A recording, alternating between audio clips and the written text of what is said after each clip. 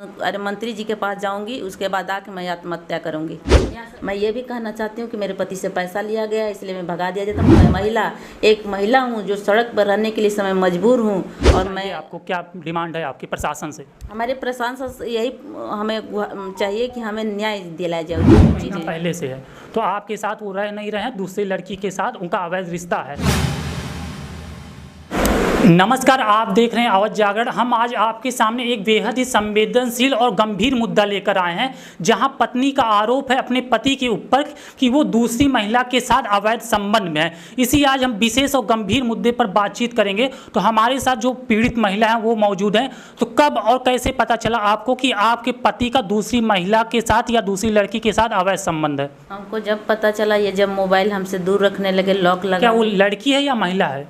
महिला है, अभी शादी नहीं हुई, लेकिन इनके कई साल से इनके साथ रह रही है। मैं फ़ोन देखने लगी, चेक करने लगी तो हमें मारना पीटना शुरू कर दिए, गाली गलौज शुरू कर दिए। बच्चों को नहीं मोबाइल देने बंद कर दिए, हमसे भी दूर रखने लगे, लॉक पे लॉक लगाने लगे, गाली गलौज करने लगे, मारपीट करने लगे। फिर हमको भगाने लगे कि तुम चले जाओ, मैं उसके साथ रहूँगा। कितने वर्ष हुआ आपकी शादी को? हमको लगभग 18 वर्ष हो गया। अच्छा, 18 वर्ष। आपके बच्चे भी हैं? बच्चे हमारे 2 हैं, एक 15 साल का बेटा है, 12 साल की बेटी है। अच्छा जी। तो आपने जब पूछा उनसे कि आपके दूसरी लड़की के साथ अवैध संबंध है, रिश्ता है, तो उनका कैसा रवैया रहा? क्या पूछा? रवैया बहुत ही ख़राब था। हमें मारना पीटना, गाली देना, गंदी गंदी गाली देना, घर से भगाना, और हमें अक्सर घर से बाहर निकाल देते थे। अच्छा जी। आपके पूरे परिवार को ये घटना पता है? हमारे पूरे परिवार वाले आए, 2 बार सुलह समझौता हुआ और वो नहीं मान रहे थे। तो आप प्रशासन के सामने गुहार लगाई हैं? प्रशासन कहाँ गई? मैं पहले महिला थाने गई, उसके बाद कोतवाली गई, उसके बाद बड़ेल चौकी गई, वहाँ से भी कोई सुनवाई नहीं। एसपी सर के पास गई, वहाँ से भी कोई सुनवाई नहीं। अब वो मुख्यमंत्री जो हैं, उप मुख्यमंत्री जी, उनके पास गई, अपने मुख्यमंत्री जी के पास गई, वहाँ से भी कोई सुनवाई नहीं। हमें शासन प्रशासन से हमें गुहार है कि हमारी मदद की जाए। घर में ताला लगा, मेरे बच्चों को लेकर फरार हैं और मैं बहुत परेशान हूँ। 10 दिन से इधर उधर भटक रही हूँ, कहीं सड़क पे सो जाती हूँ, कहीं पड़ोसी के घर सो जाती हूँ। इस समय मेरे दयनीय दशा है। मैं यही गुहार लगाना चाहती हूँ अपने मुख्यमंत्री जी से कि हमें रहने के लिए कहीं व्यवस्था की जाए, हमारे आदमी पर कार्रवाई की जाए। शासन प्रशासन भी अनदेखी मेरे साथ कर रही है। तो आपका अगला निर्णय क्या होगा? क्या कार्रवाई करेंगी? कहाँ जाएंगी? मैं अगला कार्रवाई तुम थक गई हूँ, अरे मंत्री जी के पास जाऊंगी, उसके बाद आके मैं आत्महत्या करूंगी।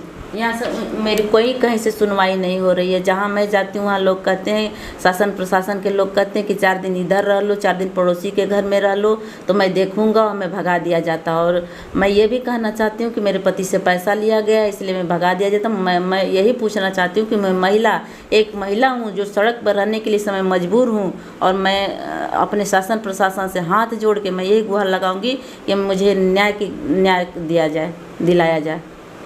तो आप देख सकते हैं जिस प्रकार की इनकी स्थिति है। तो आप क्या मांग कर रही हैं? क्या चाहिए आपको? क्या डिमांड है आपकी प्रशासन से? हमारे प्रशासन से यही हमें चाहिए कि हमें न्याय दिलाया जाए, जो उचित है, जो अपने बच्चों के से नहीं मिल पा रहे। मेरे घर में मेरा पति ताला लगाया है, हमको मार पीट के बाहर किया है। तो मैं शासन से यही चाहती हूँ कि हमको न्याय दिलाया जाए, मेरे बच्चों से मिलवाया जाए, घर में हमें रहने के लिए व्यवस्था किया जाए।